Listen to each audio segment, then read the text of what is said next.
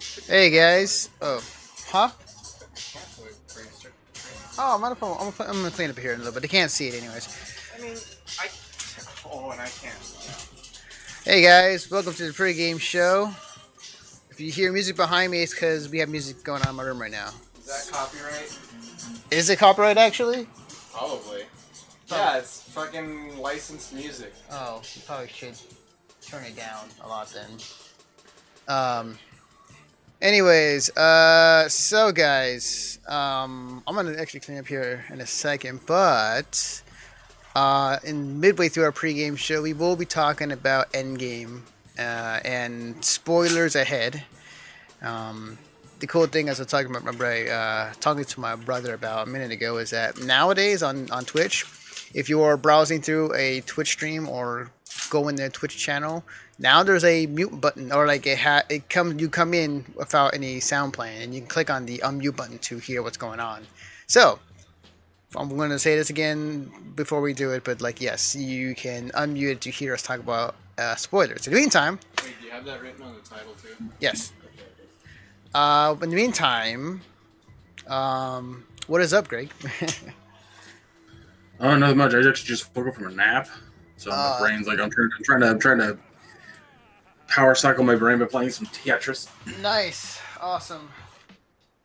I wasn't taking a nap earlier, but I just did it. But that's good to know. Good. Yeah, I'm feeling it too. I stayed up to like 3 in the morning last night. Oh, wait. Yeah, I know. By the way, you gotta pump your bed. That's fine. Oh, I know. I did. Okay. Well, I mean, I should have. Yeah. That's what I'm saying. You gotta do that. But yeah, like I ended up staying late last night because I was working on some videos for CWF for Fanime coming up. Hope maybe it'll be on the Twitch meet and greet on the Friday, but we'll see how that goes. But You actually cracked me up this afternoon because you sent me a message on Twitter, and my response was very quick, and I heard nothing from you, which I assumed was, well, I know where Greg stands on this. yeah, I mean, it was gonna be a mute point. It's just like, well, yada yada yada, and it seems like you're gonna you're kind of put your feet in the sand and not gonna budge. It's like, okay, well, and if I'm gonna have that conversation, I would, huh? Like, we'll come back to that conversation if, and I don't think this will ever be a when. It's a very big if. Epic decides to start charging people to use their service. That's a conversation we can have. Until then, there's really nothing to discuss about it, considering that it's not the problem that people think it is.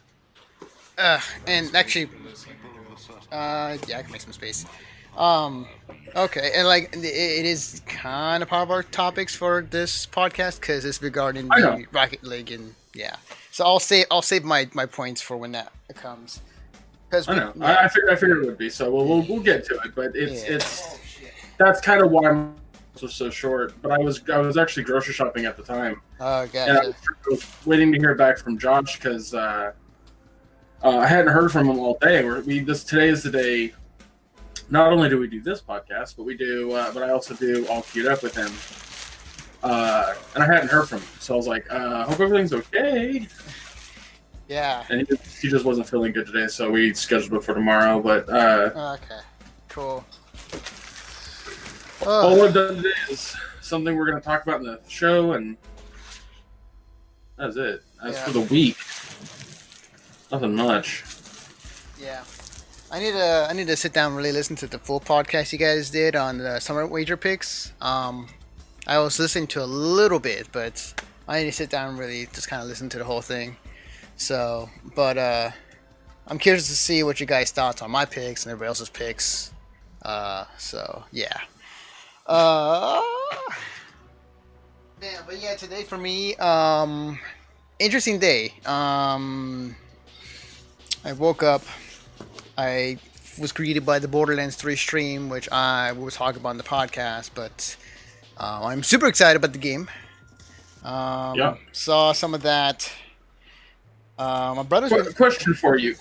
Not to go too much detail, but were you not excited for the game before today? No, like I've I said in the past, like more Borderlands. If you can give me more Borderlands, I'd be happy. So like, Okay, good. Okay. yeah. I was. It's just more exciting because I'm able to see some more footage and there's more details about the game that. And some now I'll stop. I'd like to talk more about it, but wait, I'll save it for the podcast. So Right. I was just curious because the way that you worded that, it was like you're now excited for it, which I saw a few of those reactions online. I was like, oh, now? Oh, okay. Right. Yeah, we'll definitely talk about it. Yeah. But yeah. I ended up finishing up Iconoclast. Oh, cool. A little indie game. It's how would I describe it? It's basically a Metroidvania light. Okay. So it has Metroidvania things to it, but it's not entirely a Metroidvania. So like, you know how in other Metroidvanias the whole point is to get from point A to point B, collect a new thing to be able to traverse a new area? Mm-hmm. And there's a lot of power-ups in Metroidvanias. This is very, very story-driven. And you only get probably, I think, 4 individual power-ups. Huh. Like, total. And the game takes about 8 hours to complete. So it is a Metroidvania in the sense that it does exploration and you get power-ups to go to the next area. It's not in the sense that it has a shit ton of power-ups. It's very, very light on power-ups. So interesting. Okay.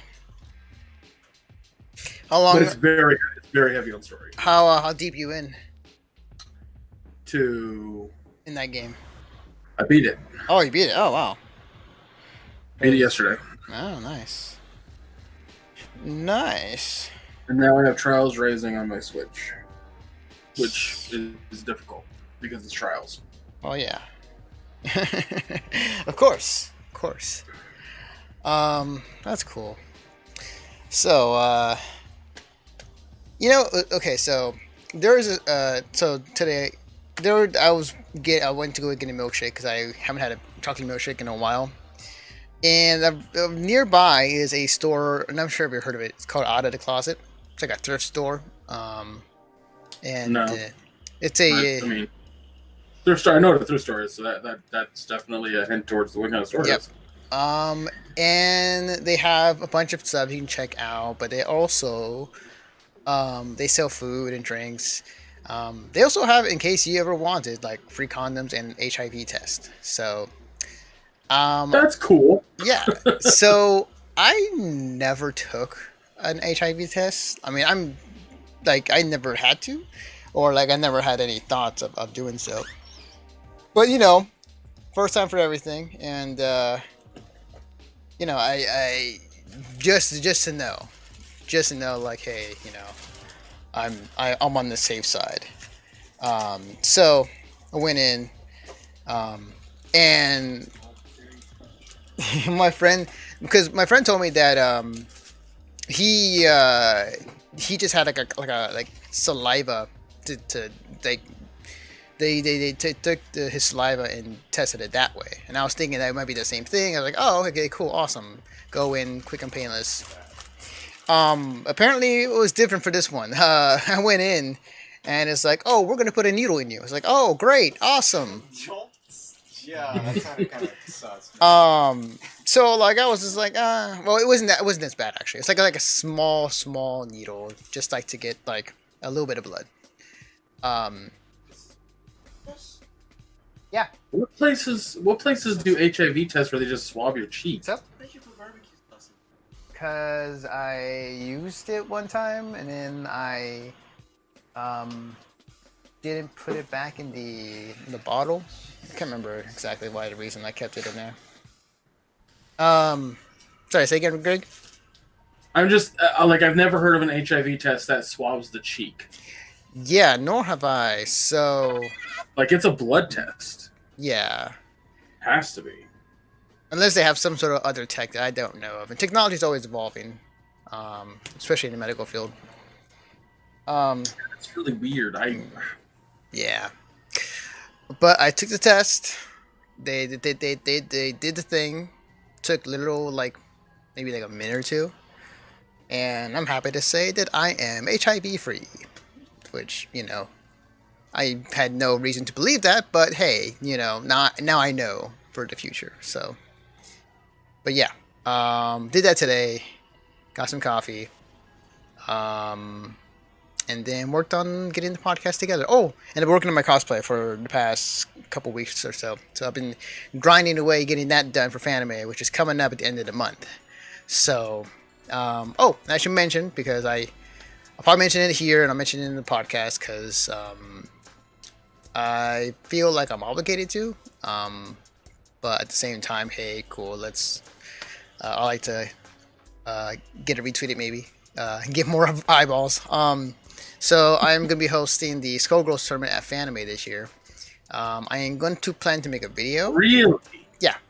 I did it past, and actually last year I didn't do it because I was planning to go to Combo Breaker, but plans fell through.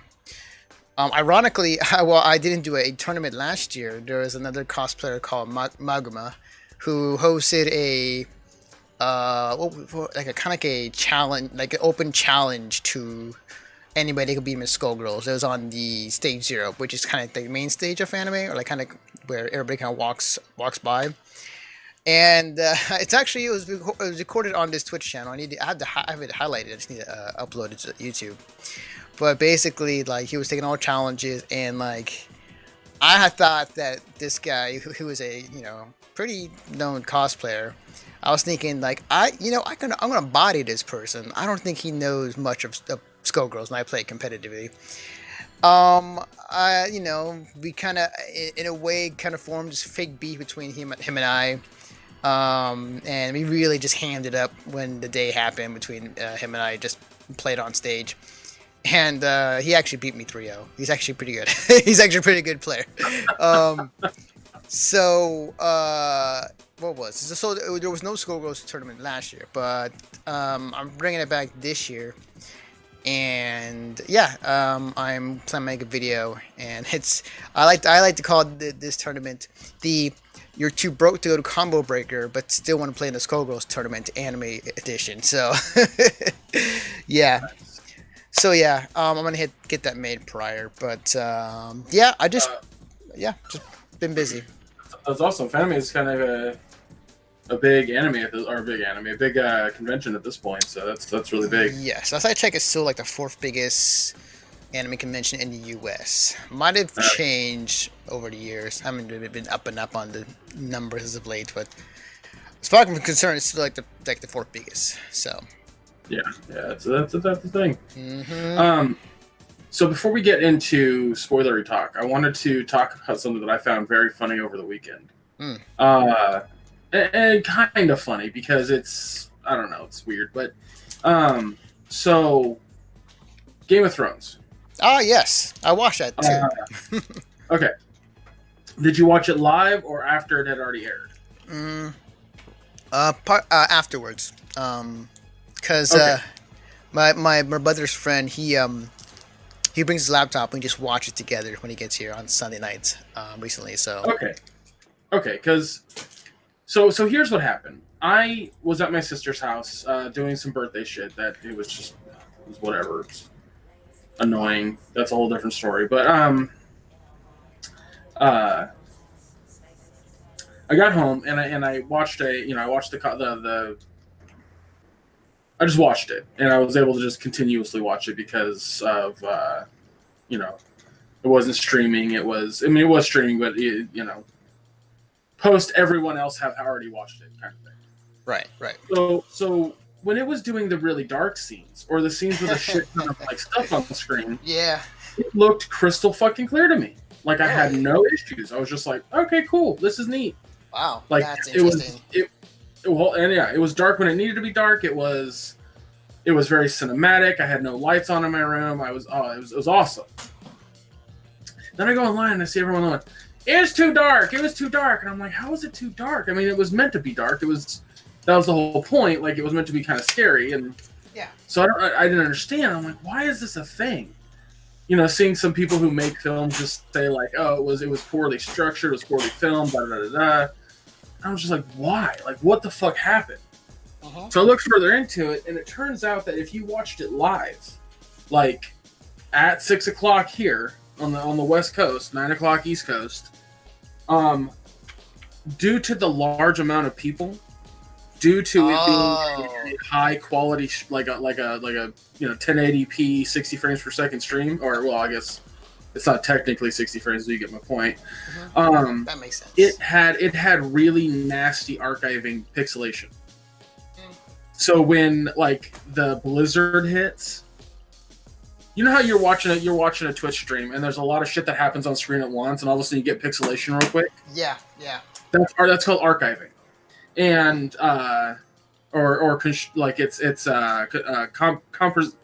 compression archiving, and that only happens if it's a live stream. If you're watching something after it's been streamed, you likely won't ever see something like that. So I didn't experience that. And like the scene where the spoiler alert, the Dothraki ride into the distance and their swords go out one by one. I saw that crystal clear, and it was awesome. It was one of the best fucking moments in the episode. People couldn't see what the fuck was happening. Yeah.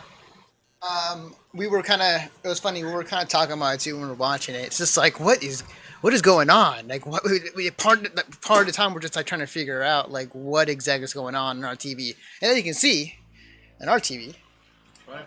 No, I was talking about Game of Thrones. Oh, yeah. Like, this is our TV back here. Dude, that was the darkest episode to date, and it was so fucking hard to see. Like, half it was the meant action. to be though. So it was meant to be though. I like the biggest issue for me, besides not being able to see shit, was how thick the plot armor was for damn near all the main characters. Go on, Greg. Brother, Oh, can you hear you? No, he can actually. Hang on. I can't. Sorry. Yeah, he can't hear. Hang on. I'll do this. Hey, Josh. Yeah, this is Game of Thrones chat. Yeah, you can put on the headphones on. Yeah. What's your thoughts on that? So I completely agree with you on the plot armor. Really, that was absolutely ridiculous, that whole episode. However, the darkness was 100% intentional. Oh no, I think so too. It like a lot of people had shitty TVs, I guess, including us. So it was kind of hard to decipher some of like who was getting killed and. Like, well, yeah, I was just telling Anthony that what was so weird for me was I had no issues with it. I watched it after it streamed, and right. I saw everything perfectly and was happy with what I saw. And then I went online and everyone's like, "It's too dark and I couldn't see anything." And blah blah. I'm like, what? So it was very weird for me in that context. And then I just kept seeing people bitch about it, and somebody came online and was like, that's because of the archiving and it being streamed live and all this kind of shit. And I was like, I guess that makes sense. So I guess the Blu-ray is going to be better. The writer came out and was like, this show is filmed and meant to be viewed in a dark space. Right. Like the show overall is dark, so you got to kind of that's how it's meant to be viewed, not just this episode. Yeah, and I figure like with the context of the time, anyways, like they don't have advanced lighting or whatever, so it's going to be pretty damn dark. Yeah, and it stopped for me being too like it stopped. They stopped the super darkness shortly after that first scene where they get attacked. Yeah. Like you could see just about everything. It was still dim because it's meant to be. Like It's in the middle.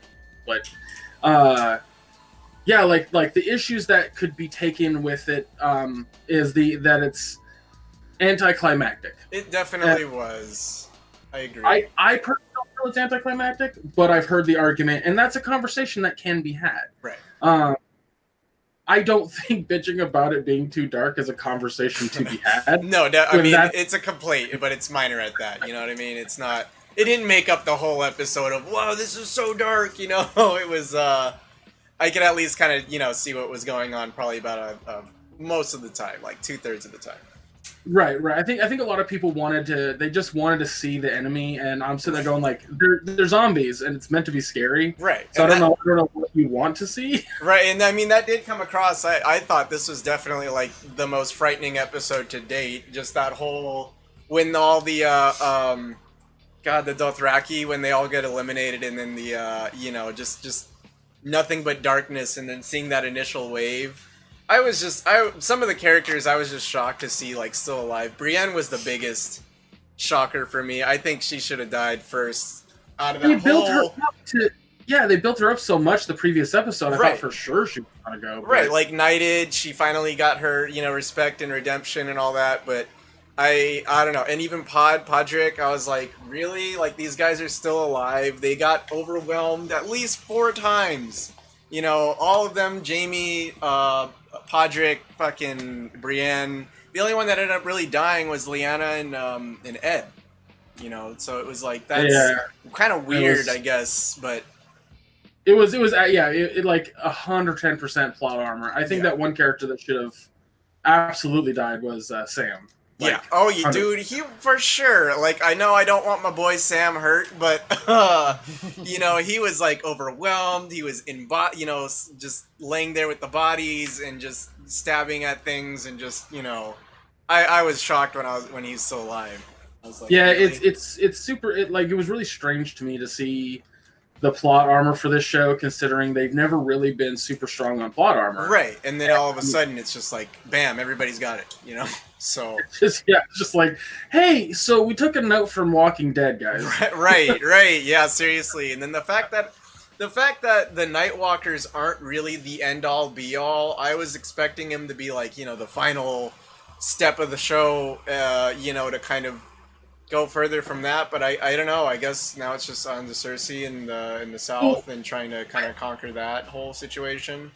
I pointed out to somebody. I said the show has had the ever overlooming threat of the White Walkers, Right? But it's never been the focus. Like, it's been the focus for a couple plot threads that were quickly tied up, Right? And they were emphasized like last season mostly, but I get that, yeah. Yeah, and so I was talking to a friend, and I'm just like, I'm glad the White Walkers thing is over, because now we can concentrate on what we've been concentrating the entire show. Right, and more on politics and who's going to really rule over the Iron Throne. So that's a fair point, yeah. It was an 80-minute episode. Like, it was a goddamn long It was a long episode. I didn't feel that long, but I mean, in consideration of all the other episodes, it was definitely the longest one to date. But, I mean, also, RIP to Lyanna, the most badass person in the entire episode. I know, that was like the saddest death for like the 12-year-old child, getting swiped and then crushed. Like, that's fucking brutal, man. I mean, she definitely went out like a badass, though. Stabbing in the eye. That was, it's like, yes, at least that had, something. But even her turning into like a White Walker or a White, I was like, oh no, this is all fucked. That moment when he like raised the dead again, I was like, holy shit, how are they even gonna, win? This is so hopeless. Yeah. I don't know. We'll like, if nothing comes of anything that happened in this episode, in the next 3 episodes, then I think we have every right to be like, well, that was blah blah blah. But right, as of right now, it's so up in the air. And yeah, we'll see if it was really like inconsequential the whole story, if anything. I hope it at least has some repercussions in the fact that they're like 100,000 people down basically to face this whole South Army coming in, and it's I hope they at least go on that note, being like, yeah, we're struggling right now. We don't have anybody left really. Jorah died, the whole Mormont house died. But I mean, Jorah I saw coming for sure. That was definitely, lined up for him to die. What I find to me, this entire episode changed the dynamic of what we thought was going to happen. Right. The whole show was being taken in a direction where Daenerys was going to take the throne essentially, and now she lost her entire army. So where do we go? Yeah, that's a fair point. Yeah, that's not all the Unsullied are dead though, right? Or is it pretty much the whole, except maybe Grey Worm. I don't even know if he died or not. I don't think Grey he Worm's did. alive. He's alive Worm's somehow. He's Okay. alive. He got some plot armor. Yeah, really thick plot. No, I think like if there's any Dothraki or Unsullied still alive, it's not a lot. It's very, very right. So it's just, and then they got the one dragon left, I think, right? Yes. If kind of, I mean, it was like being basically like torn apart, but then it survived too. I think. I don't know. That was a little weird. Yeah, there's a lot that was kind of left up in the air at the end of the episode because we don't know a lot of information at the moment. Right, that's fair. I at least like the ending though for the episode. You know that next time he's gonna open up on Cersei, and it's gonna be like, oh, you gotta wait for the fucking credits. To see anything. Right. Yeah. So I don't know. I at least enjoyed the way that the White Walkers were defeated. The Night King was defeated. That was. I mean, I like Arya's character. I've liked her since the very beginning, so, like, I can't help but have this bias of, like, wow, she had a total fucking badass moment, killing the Night King and saving Bran, and that was just so awesome. It's kind of like stealth running past them, and... What's really funny to me is that so many people online were calling her a Mary Sue and all this kind of shit, and I'm just like... Mary Sue? She trained for 7 seasons. Right. She's the girl with no face, the man with no name. It's. I'm not surprised that she was the one to kill him. I mean, shit. Like I said, I was like cheering when she did that. I was like, no fucking way, that's sick. So that was. I'm glad that she was the one that did it. To be honest, like it was cool. I think that was awesome for her. And then Theon with, the redemption and finally getting the okay, the thank you from Bran and just kind of like, sacrificing himself. It kind of felt a little pointless with the fact that Arya killed the Night King like directly after that, but I still think that was a great arc for him to kind of, be the man he wanted to be at the end. Well, I think to an extent, Bran has the same issue that other Foreseers have, and that's if I tell you the future, it won't happen. Right. So I think he knew it was going to happen. He hated it, but it's kind of like it's just that's the curse of being a three-eyed raven. So just accept the fact and kind of move on from it. So, and I think Theon picked up on that too. He knew why Bran was saying that, and he was just kind of like, well. Yeah. I had a feeling too. I'm like, oh, that's the farewell. That's definitely the death's knocking at his door. So yeah, it was a good episode. I'm really happy with how it went. I know that other people were disappointed, but whatever. yeah. We'll see. Well, I'm honestly, I'm just kind of waiting to see how the rest of the season is going to turn out. They only have like 3 episodes left to wrap up the whole story, so I'm kind of. Like, how are they gonna do that? That's a lot. Yeah, 3 episodes, and the last 2 are 80 fucking minutes long. And wow, I thought the next one was 82. They're not giant battles, so they're gonna feel like 80 minutes. Right. Yeah, that's for sure. They're gonna be like little mini movies, basically. Some fucking Lifetime channel kind of like the movies going on. But yeah, overall, not a bad episode. Very action packed. I mean, at least almost an hour and a half of action. That was pretty awesome. Cut to it straight away. They didn't pull no punches on that shit. They were just like, here we go. Melisandre with the fucking, being the mage there and helping out the Dothraki with the flaming swords. That shit was so cool. That was really fucking rad. It's like, why didn't you put that buff to everybody?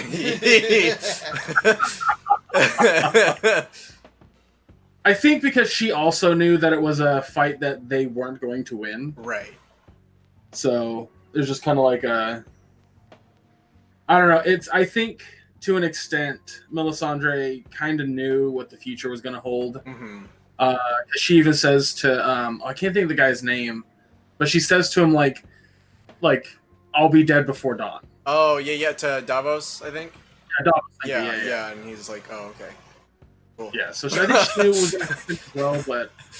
And then just the way that she died was just a little odd, but I was like, alright, well, she wasn't lying. I mean, literally before the dawn. Not even like, not exactly how she meant, but kind of exactly how she said. There's two scenes with her in this episode that point to me that she always knew the future of things, and that was yet it doesn't make sense in other episodes just because like she always seems surprised by certain things. Maybe like they didn't plan it as she had foreseen, but you know, how did she know the phrase? What do we say to death? Right, that's right. Yeah, there is a lot of speculation online that's like, oh, maybe she's what's his name from the very first season, and she's just like she's just like a shapeshifter or something like that. You know what I mean? Where she knew and she trained Arya or something. So I don't know. I mean, even then there's like other episodes where she ran into her and was like, you know, we'll meet again, and you know, you'll be killing basically. You're like the walking death. You are killing white eyes, blue eyes, every sort of set of eyes. So yeah.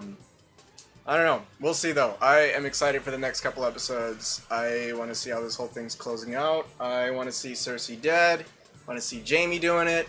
This show deserves the biggest fucking bittersweet ending ever. Right. Yeah, and I think for Jaime, I'm like, he's like definitely one of my favorite characters at this point. I mean, his road to redemption and from being this incredible asshole to, you know, like, wow, I lost all of my, you know, sense of honor and power and, you know, anything, and then being helped and nurtured by Brienne to kind of get that back in line. And, you know, I think he's had one of the best arcs in the whole series for sure. Yeah, I mean, he's a fascinating character. I personally still don't like him because it's like, yes, you've changed your ways. You're a better guy. Like there's things you've experienced that have humbled you and all this kind of stuff. Right. But at the end of the day, you still fucked your sister, and that's a hard thing for me. That's fair. That's fair. Yeah, you know, you bring a fair point to the table. You know, I'm not sure I'm down with sister fuckers either, but you know, you know, that's just how it went back then. So I don't know. You know, got to keep the power in line, keep that power of nepotism going on. You're not wrong. Not wrong. You know, keep the throne by all means. So, you know, so yeah, it's gonna be an interesting finale. I feel like, at least I hope it's gonna be an interesting. Yeah, really though. I hope it's not as anticlimactic as maybe some parts of this episode were, but you know, I hope at the very least it's a satisfying ending, or that the majority of the fans will feel satisfied with it, including myself. Yeah, I'm hoping that like the reason for plot armor makes sense in the upcoming episodes. Right, and that too. Because that's something I've always touted as like why Game of Thrones is one of the best dramas on TV, because the writers, whether it's, you know, past George Martin stuff or whatever, like they don't give a fuck about who the fans like. Right, it's very much like every character is on their own, and you know, if they die, they die. They're all mortal beings. They're not, you know, minus a few, but they're not you know, they're not like impervious to, you know, a sword to the chest or something. So exactly, and this episode said differently, which is so bizarre. And I think that I want to have faith that they have a reason for it. Right. Like that's. But if they don't, then that's bad. And it was just kind of odd about some of the whites, where there's, you know, some sword-wielding ones that were killing people, and then there's other ones that looked like they're more like traditional zombies that were like kind of biting at people. I wasn't 100% sure what rules they were following on that, but I was just kind of like, all right.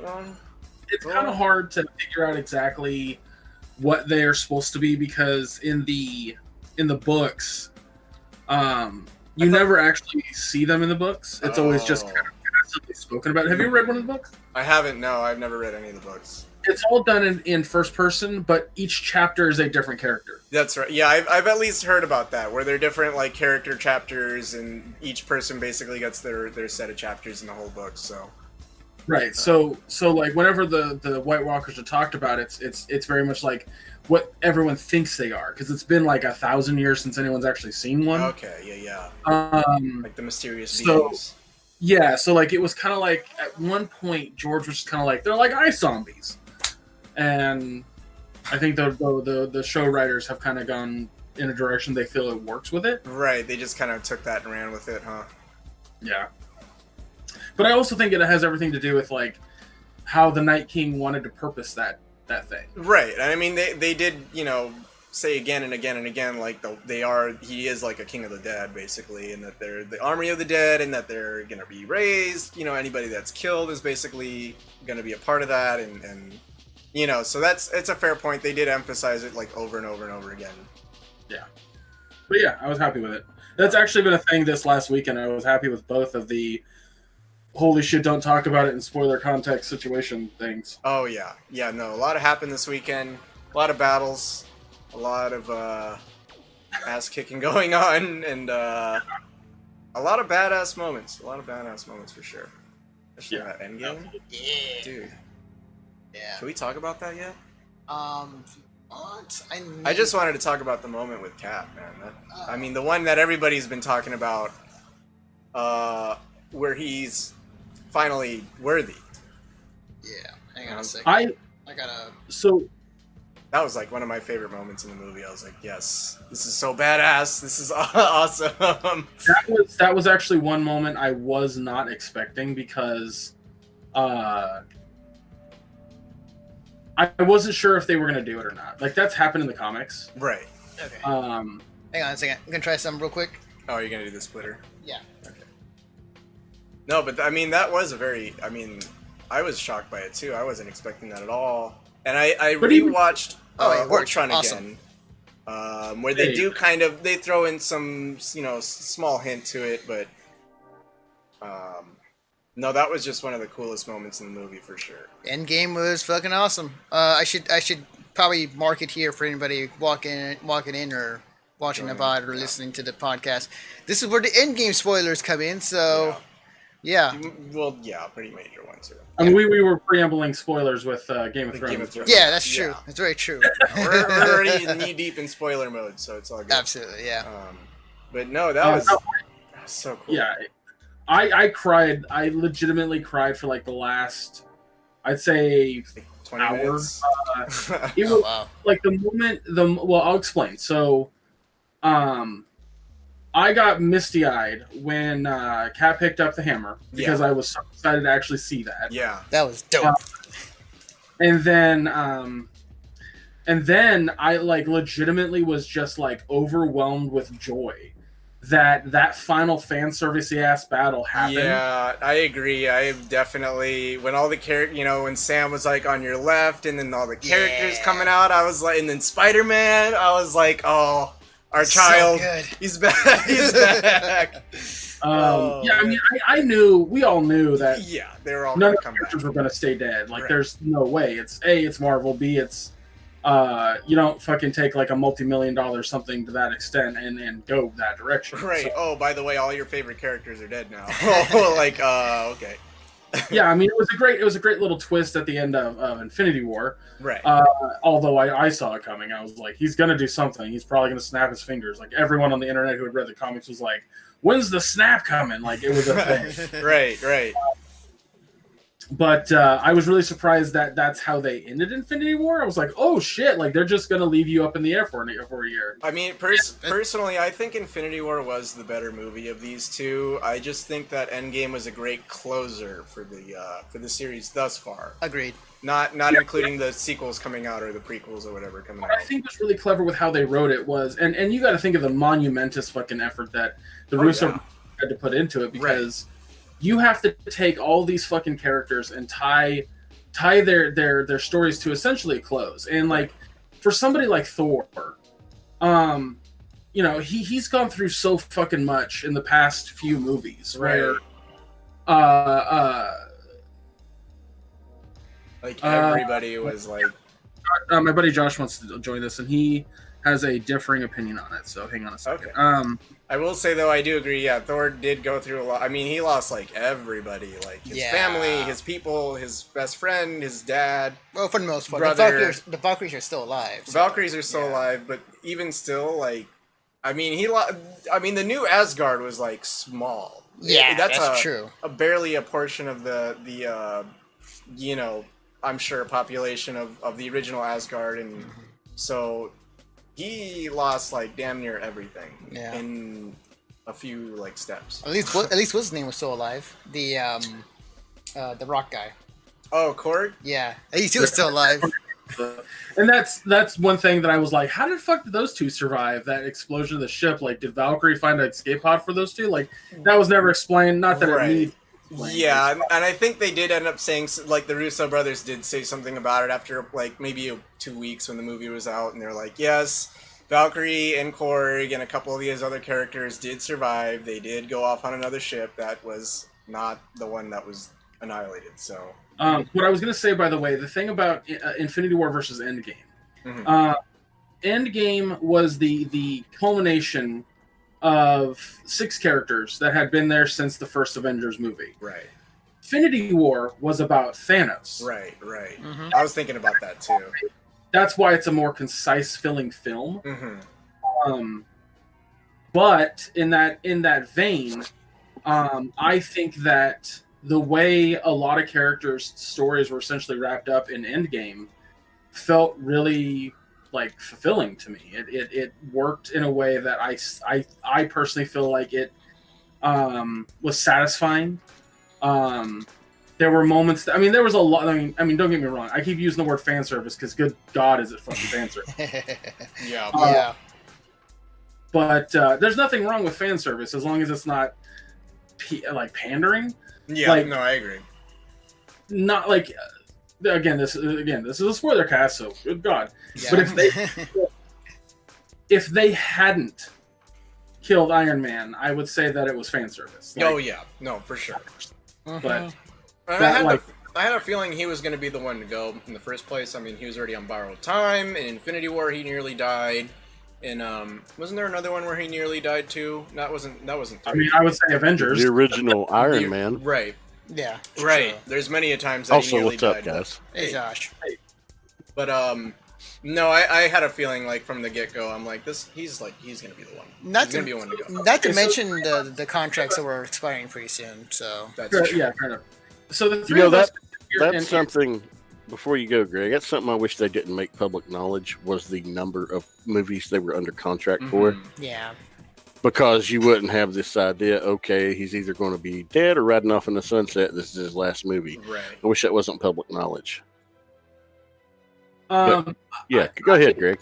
I was going to say the three of us could sit here and circle jerk and end the game until the end of time. But Josh, on the other hand, he didn't like it nearly as much as everybody else. So I want to know why. Various reasons. I hated Fat Thor. Oh, I loved it. I mean, Hilarious. dude, that's the thing. I don't think Thor should be a tool for comedic purposes. Thor's supposed to be a badass. Yes, give him little quirky moments like, when he first came to Earth in the original Thor movie, he's having a beverage and he's like, ooh, this is delicious. And he slams the mug down. He's like, I'll have another. Yeah. That's natural behavior to him in a tavern, what he would be used to. That makes sense for the character. But his snark and just being the jokey character he became in Ragnarok and it carried over. No, I liked fucking badass Thor in Infinity War. I hated sad, mopey, fat Thor. Now, don't get me wrong. Still, I didn't like flat out hate his character. I just hated the fact that, okay, they took the Lebowski thing a little too far with him. Like, he could have gotten on like a treadmill and just started jogging. You see him working on a treadmill or something in a hangar, just trying to get back into fighting shape. Right. But of course, he proves in the end he doesn't need to be in fighting shape. And in the end, I'm ultimately okay with it. My initial reaction when I told Greg, I was like, I didn't enjoy this that much. But after processing it some more, I get it. I don't entirely like it, but I get it. He's been through a lot of shit. Right. You also weren't the biggest fan of Ragnarok to begin with, so... No. I think Ragnarok was the weakest Thor movie. I thought... And that's insane to me because, you are absolutely in the minority on that one. Well, I know I am, but I'm also in the minority who thinks Thor the Dark World was the best of the 3 Thor movies. I'm not partial to them, so... Here's the thing. I think Thor: The Dark World is like comic book Thor, like 110%. It is. Yeah. However, I would argue that the Thor that we're getting now is more in line with like New 52, where he's just kind of silly. Like that, and that's the thing about Thor you have to keep in mind, and something that you would actually get along with my brother on Josh, like Josh and Josh would. The Thor that you guys like the most is not the New 52 Thor. The Thor you guys like the most is the classic. Isn't New 52 Thor just Shazam? I mean, kind of, but not really. Considering New 52 is DC, Marvel's not New 52. I meant Ultimates. My fucking son of a bitch. Boy, that's a fun little fucking fuck up on my part. Yeah, I was like, see, wait, Anthony, Greg fucks up too. Yeah. my only issue with I didn't have so much of an issue with Thor. I mean, I did with the fact that he was like too much of a jokey character for a little too long in the movie. Yeah. My other complaint was Hulk's character arc. Like very much off screen, kind of, I came to terms with Hulk, and it's like, well, I kind of would have wanted to have seen that. I want to see him develop that relationship with Hulk, where it's kind of like a back and forth, tug of war, but then finally them kind of coming to terms with each other, and being the Dr. Hulk by that point. So just them introducing him as that was, I mean, it was funny, but again, I would have liked to have seen that development maybe through some screen time as well. The problem is, though, they couldn't do that because they don't have the rights to do a Hulk solo movie. He's got to be teamed up somehow. Oh, really? Yeah. Universal still owns the rights to the Hulk, so wow. any solo Hulk movie is put out by Universal. That sucks. Not even like a 5-minute scene or anything where they're, just something. Just throw me a bone. That's the only way. What's up, Greg? What's that, Greg? I said the contract for Hulk is really weird because it's basically that, like, he can never be on screen by himself.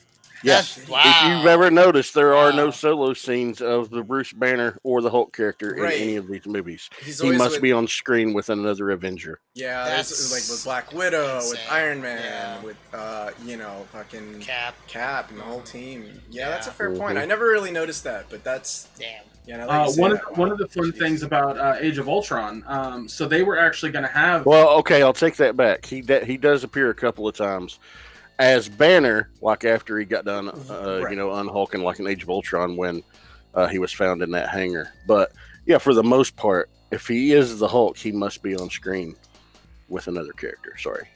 I was gonna say the stuff with Black Widow and him. Everyone thought that was really strange.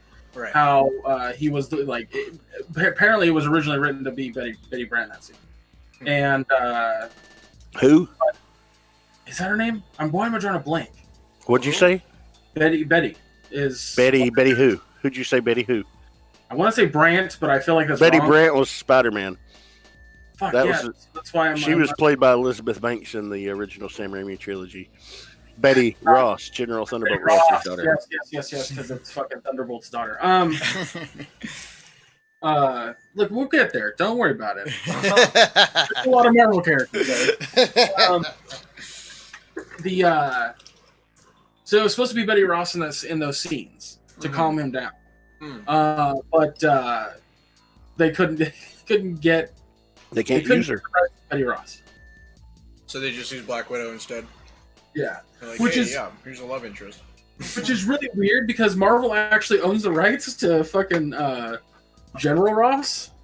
Oh. Yeah, but because he appears in more than just Hulk comics, and that's why. Exactly. Which it's funny because pretty much doesn't. This whole like rights. Yeah. And Hulk and Namor are really the only two left that they got Missy rights to. I would love to see like an X-Men versus Namor kind of thing going on. Yeah. Or Black Panther versus Namor, sorry. That'd be dope. They kind of hinted at it a little bit. They said that there's like an earthquake underwater in the Endgame. And I thought that was maybe like a subtle nod to, that's Namor. Yeah, that would be cool. Yeah. I didn't even think of that. So a complaint that I've seen online quite a bit, which makes me laugh, and it actually happened last night in the Half Empty stream. People complain about the time travel bits, that it didn't make sense. It makes 100% absolute sense. It does. Okay, thank you, Josh, 'cause Yes. I felt like I was 100. I was like, yeah, this is exactly how you're supposed to do time travel. Right. Exactly. They even like Every movie has always gotten it wrong. it's funny too because they mentioned it like, so is this so Back to the Future was bullshit? It's like, well, yeah.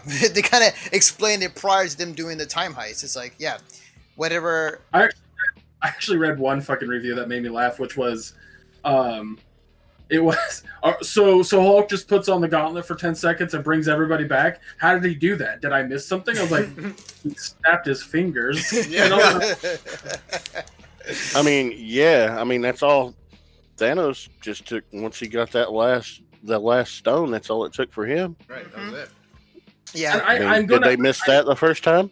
Right. I'm gonna say this is my one complaint about the movie, that good lord, not everything needed to be summed up with a goddamn snap of the fingers. Yeah. I don't know why the Infinity Gauntlet needed to be that way, but good god. I was thinking that too. I'm like, why the snap? Did they just decide not leave like a clap or something? You know, like something maybe a little more practical than a snap, or like a. Like I get it for Thanos because it draws back comics, all that jazz. But I was like, does that need to be with everybody else? Right, like Iron Man and fucking Hulk. Well, that's all they knew, though. They didn't know much else about the gauntlet. They just knew that he snapped, and that's what happened. True. No, I understand. So I understand. That makes sense in that aspect. It's just one of those things that my brain, I was kind of like, okay, I mean, I guess we're just gonna, all right. Right. Oh, don't let him snap. What I love about, and I was looking at the time travel just kind of afterwards, just to make sense of it all. And I had this discussion with my brother in regards to, the way the time travel is in the movie, like, it's also possibly setting up for Secret Wars, for House of M, other storylines that can happen. It'd be cool to see. Yeah, and the Russo brothers said they want to do a Secret Wars one day. They also said they're taking a break, so that's another. Yeah, that's a given. What I thought they said was that Secret Wars was the only thing that was going to bring them back. And when I say Secret Wars, I'm not talking about Secret Invasion. I'm talking about Spider-Man's right. Secret Wars. The original Secret Wars. That's what I want to see eventually. Right. That would be kind of cool. Mm-hmm. That would be amazing. I honestly believe they're leading to it. I really do. Mm-hmm. I think down the line, for sure, they're probably gonna another 5 fucking 10 years. 10 years from now. Yeah, another Because 5-10 Secret years. Secret Wars involved Avengers, Fantastic Four, X-Men, and a few solo heroes like Spider-Man, the Hulk, and a couple of others. So it would take a good 10 years to build up to a Secret Wars event, and I would love to see that happen. And I'd love to see Marvel, Kevin Feige, behind a Fantastic Four movie that isn't ass, and a Fantastic Four movie that isn't ass is just the dream right there. and a good X-Men movie, that's I mean, it's not because we've only had 3 good X-Men movies. Let's be fair, and that's debatable by itself. Yeah, yeah. Good. It depends on what your classification of good is. Right. For me, out of the X-Men movies, the only ones I thoroughly enjoyed, really enjoyed a whole lot. X-Men 2. I was going to say that's first on the list. Good. Days of Future Past, Mm-hmm. and First Class. Yeah, and yeah. First Class and Days of Future Past, even though they're good movies in their content, the problem is they tied everything together when they were supposed to be a reboot, and they ended up tying it all back together and just messed up everything. Days of Future Past wasn't it just kind of a wipe the slate clean after events of that? It was supposed to be, but at the end of it, when Wolverine saved the day and he goes back to the future, all the original actors that played the original characters from the Singerverse were there, therefore tying them both eras together, which just messed everything up. Yeah, and that's why Apocalypse is such a piece of shit mess. Yeah, I heard that was a really hot hot garbage. I never ended up watching that one, but I didn't really want to begin with. So, it was such a letdown because that's my favorite comic villain. Period. So this doesn't have to do directly with the Marvel thing, but it kind of does. So yesterday, we had the delight of having the first Sonic the Hedgehog trailer. Oh yeah. Oh god. Coolio. I'm more than happy that it exists because it is just awful. And it was really funny to see the internet's reaction because everyone's just like, "Good God, is that ugly?" Yeah. And I'm like, I agree. It's it bad. does not look. Yeah, Cyclops. So- He's the cop, man. James Marsden. Speaking of X-Men. But Alex Hirsch, who created Gravity Falls, had a little bit of a diatribe on Twitter, and basically to sum up what he says, I'm not gonna read the whole thing. That in order to do a proper adaptation of something that has such a storied franchise in a different medium, you need, as the writer or director, you need to understand why the fan base exists in the first place. Right. Why do people love this thing? What about it is its spirit? And to me, one of the things that makes Sonic, there's two things that make Sonic the Hedgehog so likable for so many people, and that's his style. The way that he kind of looks is a huge part of his personality. Right. And the fucking music.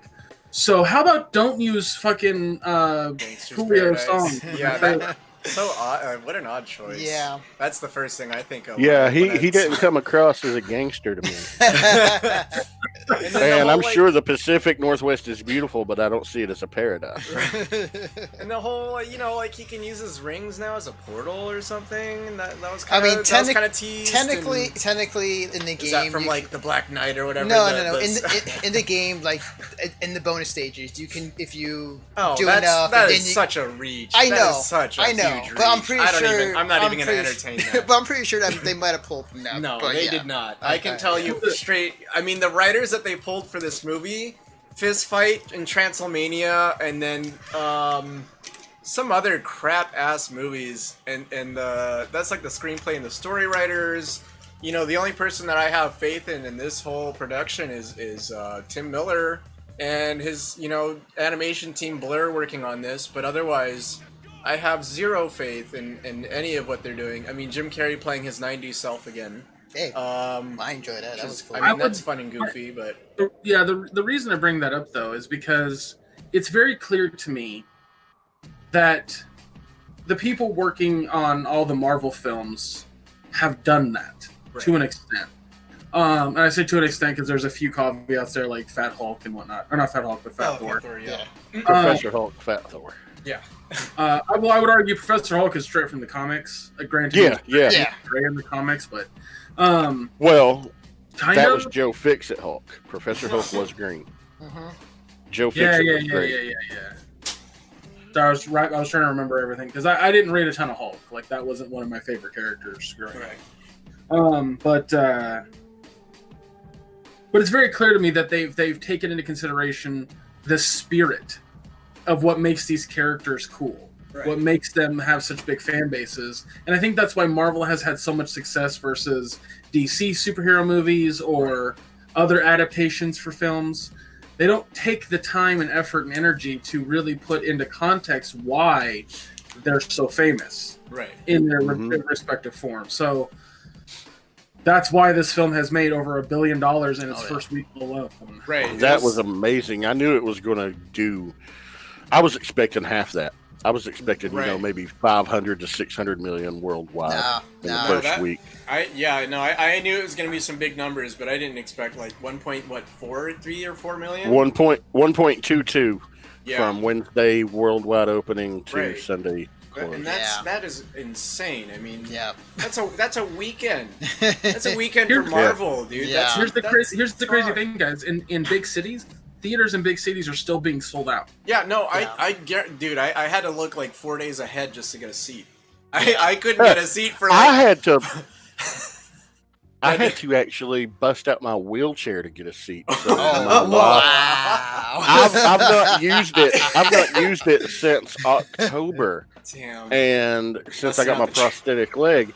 And the only way that I could get a seat with me and Misty Madison together, all three of us to be able to go see it, was to bust out my wheelchair. Wow. And I still couldn't get a showing until 4:30 p.m. on a Sunday. Right. Wow. And I don't live in a big city. Right, we're not like we're near a big city, but I wouldn't say that Long Beach is by any Yeah. means a big city. So the first showing that we got to was a Friday. It was one seat ahead and one seat behind. That was a fine showing. That was totally all right. The next one that I went to, really weird. The guy next to me was just a loud snack eater. It was a bad time. I don't recommend it. But anyways, the point of that is just choose wisely of the day that you're going, and where you're choosing your seat is definitely important too. Agreed. I squeezed myself in the middle there, so that was bad. Yeah. I was really lucky because with the wheelchair seat, nobody was next to me. Right. Yeah. And the way they have these, they have like a whole aisle devoted, so they have like 16 wheelchair spaces. Right. They'll have like 4 seats, 2 wheelchair spaces, 4 seats, 4 wheelchair spaces, 4 seats, 4 wheelchair spaces, so on. So we always get in the center of that row with the wheelchair seat, because they say the only reason you can buy those if you're accompanying somebody in a wheelchair is like, well, I always like to sit here. I have one. I'm using it because it's like the best view in the entire theater, actually. Right. Yeah. It's funny. Wow.